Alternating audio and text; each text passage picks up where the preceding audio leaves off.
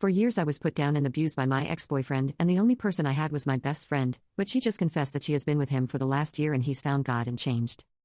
I've tried to write this out for days now, but I keep getting too upset to concentrate, so this might be a bit jumpy.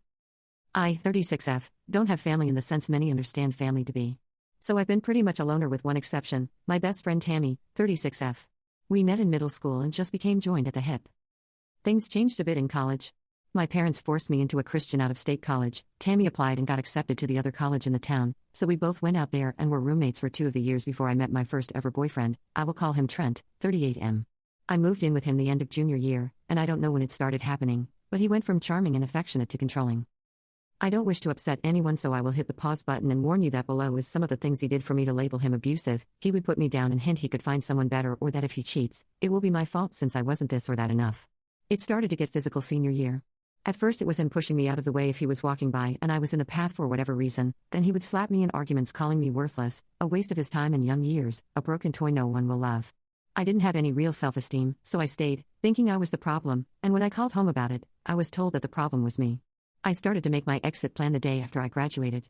He had proposed, and I hesitated, and he screamed at me to ask why, and then he swung and punched the wall right next to my head. I fell to the floor in fear, and he tried to comfort me and basically forced me into smashing. When I woke up the next morning, the ring was on my finger, and he forced me again and later called it makeup smashing, saying he forgave me for the way I treated him. That is an extremely short explanation, but there are so many stories of him forcing me into bed, hitting me or threatening to exterminate me, and more. So, I started to make a plan. I found a shelter in the city nearby. I started hiding things in the trunk of my car. I was in the service industry then, so I would take more shifts whenever I could and hide my cash tips in a box of tampons in my purse. And I finally was ready and left my phone. I had a new cheap one, and never went back. Tammy knew him and lived near us, but she didn't know about my plan. She messaged me on social media and I told her what happened. All of what happened. So she played dumb when he came around asking where I was, spinning the story that I was getting ready to unalive and he is calling the police to find me. He never found me. Tammy became a bit religious, but I told her as long as she is happy and safe, I don't care what she leans on in faith. She started to invite me out to her church 4 years ago, and I kept saying no until I very firmly said if she brought it up again, I would just walk out or hang up. I'm not against anyone believing what they want, I just don't want or need to be sucked into it.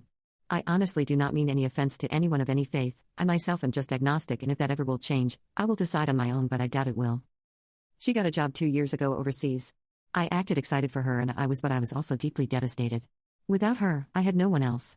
By this time, I wasn't in contact much with family, and I do have surface-level friends, but no one who's known me in the real sense. I worked it out with my counselor and just carried on. We stayed in touch online and video chatted a lot. She would show me London and I would show her my transition to moving to Texas.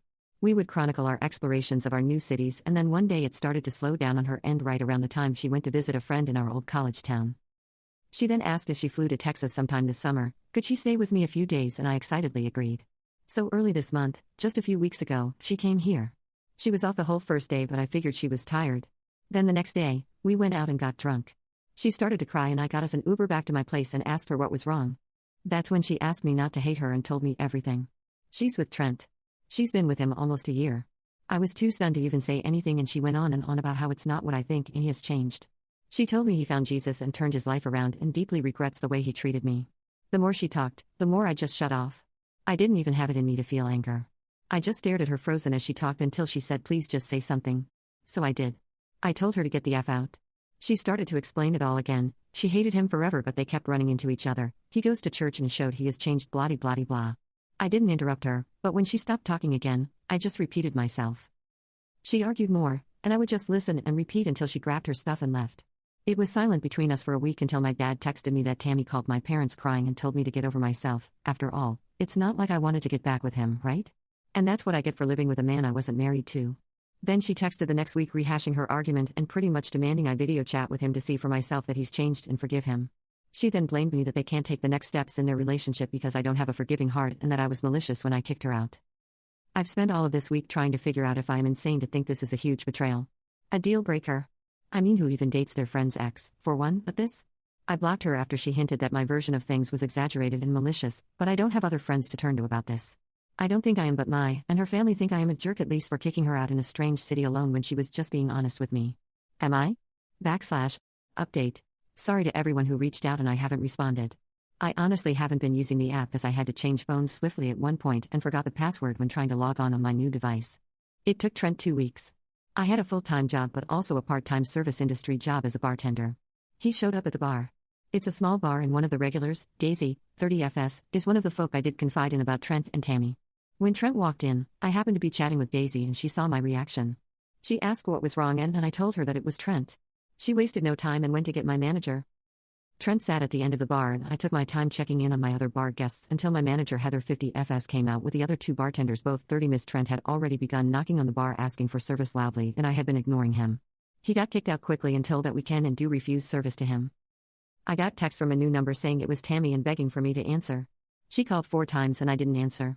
She left voicemails with Trent and one without all telling me that I was concerning them with my hatefulness, how I am alone in the world and that's not safe. Who would I turn to if someone broke into my home at night? Things of that nature and religious crap sprinkled in. I was still on the clock and Daisy suggested I stay at her parents'. I know her mom who sometimes comes with her to the bar. At that point I was shaken enough to take them up on it.